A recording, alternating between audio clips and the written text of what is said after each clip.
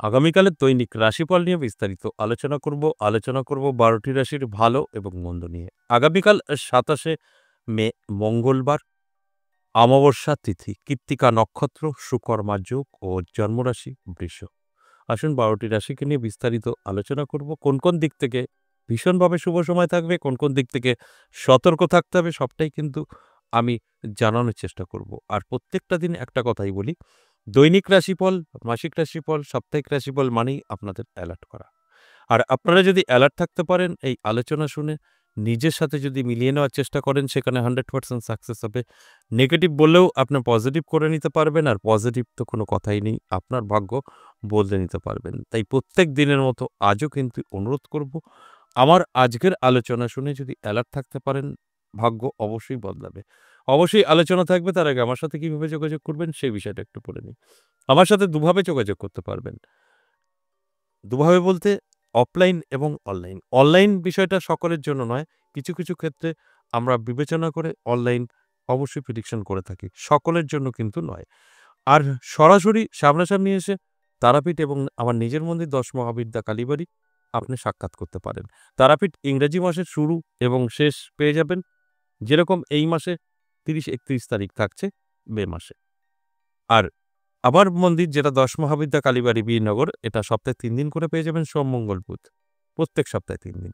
তাই যদি আপনার প্রয়োজন মনে হয় যে আছে সাক্ষাৎ করার, তাহলে এই দুটো জায়গায় যেকোনো একটি জায়গায় চলে আসতে পারেন এবং সামনাসামনি বসে আপনার সমস্যা নিয়ে আলোচনা করবেন। অবশ্যই আপনার সমস্যা থেকে বেরোনোর রাস্তা আমি অবশ্যই বলে দেব।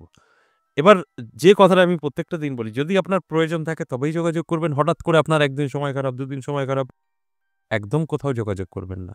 যখন লং টাইম হবে তখন যোগাযোগ করে নেবেন। কারণ আমাদের জীবনে ভালো এবং মন্দ উভয়ই ভোগ করতে হবে। ভালো সময়, খারাপ সময় আসবেই। সেটা যখন লং হবে তখন আমি বা আমার মতো যারা আছেন তাদের সাথে অবশ্যই আপনার কনসাল্ট করে নেওয়া উচিত।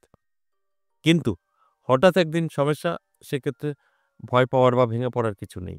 এবার যে কথাটা বলব, কেন যোগাযোগ করবেন, কোন দিক থেকে আপনারা আমার কাছে আসলে তার থেকে বেরিয়ে আসতে পারবেন। এই মুহূর্তে যে বিষয়গুলো আমরা বেশি ফলো করি, যেটা বেশি দেখা যায়, ম্যাক্সিমাম সংসারে এই ঘটনাগুলোই ঘটছে। সেটা অবৈধ প্রেম, ভালোবাসা, বিচ্ছেদ, বশীকরণ, শত্রুতাপন, নানাভাবে আপনি বিপর্যয়ের মুখে পড়েছেন। ঋণ ধার জড়িয়ে গেছে আপনার এবং বাস্তু খারাপ। বাস্তুকে কিছুতেই ভালো করতে পারছেন না। ব্যবসা নষ্ট করে ফেলেছে, চাকরি যাবে করছে। বা আপনার অবাধ্য সন্তান বা স্বামী কিছুতেই আপনার কন্ট্রোলে হচ্ছে না, বা আপনার স্ত্রী বা আপনার সন্তান বা আপনার স্বামী নেশাগ্রস্ত হয়ে পড়েছে। নানাভাবে আপনি বিপদের মুখে। অবশ্যই যোগাযোগ করে নিতে পারেন। এর মধ্যে কোনো একটি যদি সমস্যা আপনার জীবনে থেকে থাকে, অবশ্যই আপনাকে সরাসরি আসতে হবে তারাপীঠ বা আমার নিজের মন্দির ১০ মহাবিদ্যা কালীবাড়ি। তারাপীঠ আসলে আপনার মায়ের দর্শন, পুজো এবং তার সাথে আমার সাথে সাক্ষাৎ করতে পারবেন। আমার মন্দিরে আসলে ১০ মহাবিদ্যা একসাথে দর্শন করা ভাগ্যের ব্যাপার। সেটা দর্শন করতে পারবেন এবং আমার সাথে আলোচনা করতে পারবেন। দুটো ক্ষেত্রেই আপনাকে কিন্তু হোয়াটসঅ্যাপ ভয়েস বা মেসেজ করে বলতে হবে যে আমি তারাপীঠে দেখা করতে চাই বা পেইননগর। সেখানকার অ্যাড্রেস এবং কনট্যাক্ট নাম্বার পেয়ে যাবেন। তারাপীঠ নেমে গিয়েই আপনি ওই কনট্যাক্ট নাম্বারে কনট্যাক্ট করবেন, আপনাকে পুরো গাইড করে নেবে। আর আমার মন্দির আসতে অবশ্যই আপনি হোয়াটসঅ্যাপে লিখলে পেয়ে যাবেন ডিটেইলস। তাও বলে রাখি, খুব সহজ। কৃষ্ণনগর লোকালে উঠতে হবে, বীরনগর স্টেশনে নামতে হবে। লালগোলার দিক থেকে আসলে লালগোলা ধরতে হবে। আর শিয়ালদা থেকে আসলে কৃষ্ণনগর লোকাল ধরতে হবে। বীরনগর স্টেশনের নাম। বীরনগর স্টেশনে আপনাকে নামতে হবে। নেমে ১ নম্বর প্ল্যাটফর্ম থেকে বেরোবেন, ২ নম্বরে উল্টো হয়ে যাবে। ১ নম্বর প্ল্যাটফর্ম থেকে বেরিয়েই টোটো বা রিক্সা ধরে নেবেন। ১০ মহাবিদ্যা কালীবাড়ি সর্বকোপাড়া বললে আপনাকে নিয়ে আসবে, বা জ্যোতিষী উত্তম কুমারের মন্দির বললেও নিয়ে আসবে। তবে রোডে উঠে অনেকে টোটো খোঁজে। হয়তো ভাবে যে একটু কম পয়সায় হয় যদি। সেখানে আসলে আপনার কিন্তু সঠিক জায়গায় নাও আনতে পারে। কারণ রোডের টোটো নানান জায়গার থাকে। লোকালের কখনোই থাকে না। যখনই আপনি স্টেশন চত্বরে, যেখানে অটো বা রিক্সা স্ট্যান্ড, সেখান থেকে আপনি লোকাল টোটো পাবেন, আপনাকে লোকাল রিক্সা পাবেন, আপনাকে খুব সহজে নিয়ে চলে আসবে। তাই আপনারা স্টেশন থেকে বেরিয়ে ১ নম্বর প্ল্যাটফর্ম থেকে আপনি টোটো বা রিক্সাকে বললে আপনাকে নিয়ে চলে আসবে। এবার আসুন আজকের আলোচনার বিষয়, দৈনিক রাশিফল। এই দৈনিক রাশিফল আমি প্রত্যেকটা দিনই আলোচনা করি আপনাদের জাস্ট অ্যালার্ট করার জন্য। আপনার ভাগ্যে কি আছে সেটা জানানোর চেষ্টা করি। ভালো এবং মন্দ উভয়ই কিন্তু আমাদের জীবনে ভোগ করতে হয়। সেটা জানানোর কাজটা আমি করি। তাই প্রত্যেকটা দিন একটা কথা বলি, এই আলোচনা শুনে যদি মনে করেন আমার এইগুলো মিলে গেছে বা মিলে যাবে, আমি পেয়ে গেছি, তাহলে ভুল করবেন। যদি মনে হয় যে না উনি যেগুলো বলছে আমার জীবনে তো এগুলো হবে, তাহলে একটু অ্যালার্ট থাকি, একটু চেষ্টা, একটু পরিশ্রম যদি করতে পারেন তাহলে 100% আপনার জীবনে পরিবর্তন আসবে। আর যদি আপনার চিন্তাধারা এটা থাকে যে আমার রাশির পজিটিভ বলল আমি সবকিছু পেয়ে গেছি, তাহলে কিন্তু কিছুই মিলিয়ে নিতে পারবেন না। অবশ্যই আমি মেষ থেকে মিন রাশি ধরে বলব কোন রাশির ভালো, কোন রাশির খারাপ, ঠিক সেইভাবে আপনাকে চলতে হবে। যদি সেইভাবে চলতে পারেন তাহলে সাকসেস কিন্তু আপনার থাকছে। মেষ রাশির জন্য বলব খুব একটা ভালো সময় যাবে না। মেষ রাশির অনেক হিসাব করে চলতে হবে। একটু ভুল হিসাবে আপনার অনেক কিছু ক্ষতি হয়ে যেতে পারে। তাই ভুল পথে চলা বন্ধ করুন। সঠিক পথে অবশ্যই আপনি এগোলে জীবনে সাকসেস করতে পারবেন। তাই আমি প্রত্যেকটা দিনই একটা কথাই বলি যে সঠিকভাবে যদি আমরা চলতে পারি সাকসেস 100% এবং এই নেগেটিভিটি দূরে সরানো সম্ভব। বিশ্বরাশির ক্ষেত্রেও বলব খুব একটা সুবিধাজনক আপনার আগামীকাল কিন্তু হবে না। আর্থিক দিক থেকে পিছিয়ে পড়তে পারেন, ইনকাম পড়ে যেতে পারে। এই কথাগুলো যে আমি বলছি একটু শুনে বুঝে যদি আপনার জীবনে এপ্লাই করতে পারেন ভালো রেজাল্ট পাবেন। আর যদি মনে হয় যা হবে, হবে দেখে নেব, তাহলে কিন্তু আমি যে কথাগুলো বলছি ঘটবে। তাই অ্যালার্ট থাকুন, চোখ কান খোলা রাখুন। মিথুন রাশি অবশ্যই সব ঠিকঠাক থাকলেও সম্পর্ক একটু নষ্ট হতে পারে। সেটা আপনার লাভ রিলেশন হতে পারে, আপনার বিবাহিত জীবনেও হতে পারে। তাই কিছুটা যদি আপনি কন্ট্রোল করতে পারেন নিজেকে তাহলে এগুলো এড়িয়ে যাওয়া সম্ভব। আমি প্রত্যেকটা দিনই বলি আমরা চাইলে অবশ্যই এড়িয়ে যেতে পারি। এরপর কর্কট রাশির জাতক-জাতিকাদের দারুণ সময়। নানাভাবে আর্থিক উন্নতি হবে। নানা দিক থেকে সুযোগ আসবে। যেকোনো জাতক বা জাতিকার সাথে পরিচয় ঘটার পরে তার থেকে আপনি কিছু লাভবান হতে পারেন। অর্থাৎ আগামীকাল দিনটি কিন্তু অবশ্যই কর্কট রাশির জন্য শুভ। তাই শুভ সময় শুভ কাজ করে আমাদের জীবন আমরা গুছিয়ে নিতে পারি। এর জন্যই এই আলোচনা আপনাদের অ্যালার্ট করা, আপনাদের বোঝানো। আপনাদের বোঝানোর কারণ একটাই, সঠিকভাবে চলুন, জীবনকে গুছিয়ে তুলুন। দেখবেন অনেক কিছু আপনি বুঝতে পারবেন যেটা আপনার জীবনে উন্নতির দিকে এগোতে থাকবে। এরপর অবশ্যই সিংহ রাশি। সিংহ রাশির জাতক-জাতিকাদেরও কিন্তু যথেষ্ট শুভ সময় থাকছে। আমি বলব শুভ সময় তো থাকছে। কিন্তু সবকিছু ভুলে গেলে হবে না।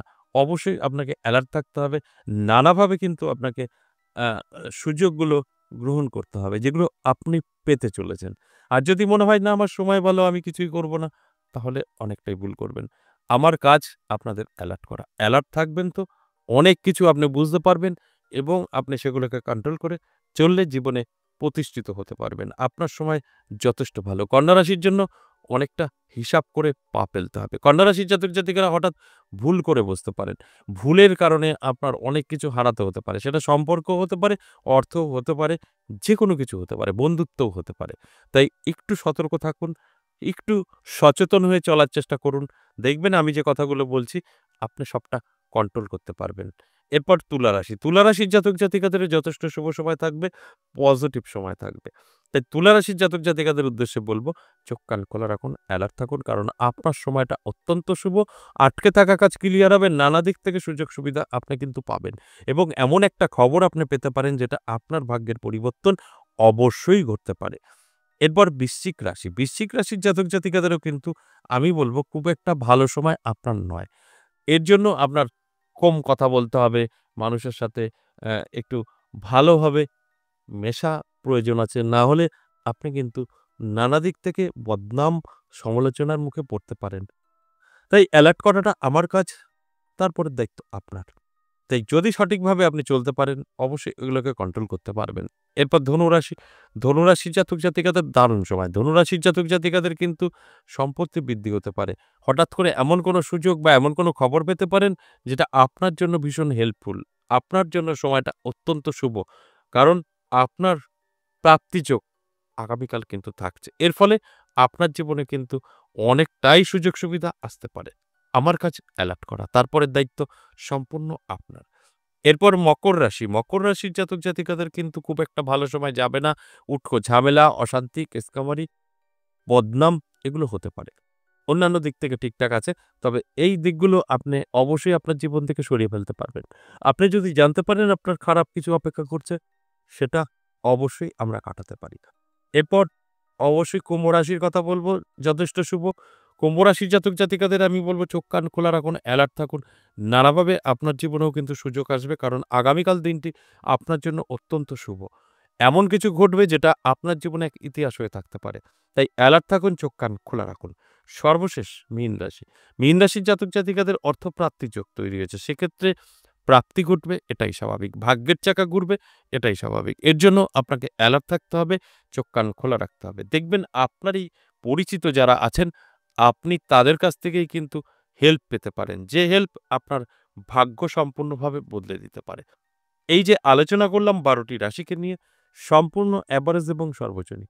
এক্ষেত্রে আমি একটা কথাই বলি, এই আলোচনা থেকে সকলের সাথে যে লাভবান হবে, সকলের সাথে মিলবে তা কিন্তু নয়। 50% জাতক জাতিকাদের সাথে মিলবে এবং সমস্ত কিছু তাদের জীবনে একটা উন্নতি আনবে। আর 50% জাতক জাতিকাদের কোনো কিছুই মিলবে না, কারণ এটা এভারেজ এবং সর্বজনীন। ব্যক্তিগত জন্মছক যখন আপনি বিচার করিয়ে নেবেন, তখন সঠিক তথ্যটা জানতে পারবেন। আশা করি বুঝতে পেরেছেন। আজ এ পর্যন্তই। আবারও আসবো নেক্সট ভিডিও নিয়ে। ততক্ষণ ভালো থাকুন।